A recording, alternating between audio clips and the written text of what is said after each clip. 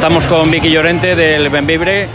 Vicky, habéis tenido un partido muy igualado, muy peleado, habéis empezado con una defensa muy intensa. En el segundo cuarto os habéis llegado a poner por delante del Valencia. Finalmente el tercero creo que os ha penalizado a raíz de las faltas personales. Con los tiros libres os han cogido la ventaja. ¿Qué sensaciones tienes? ¿Cómo os vais de este partido?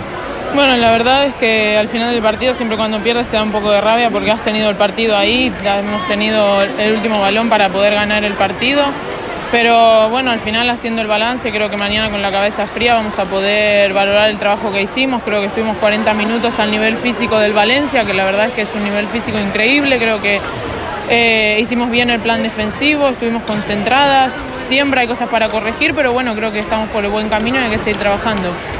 Muy bien, muchas gracias. Sí, sin duda habéis hecho un partidazo y evidentemente el marcador así lo indica. Ha sido un partido muy igualado por ambas partes. Enhorabuena. Gracias. Vale, muchas gracias. Seguir trabajando.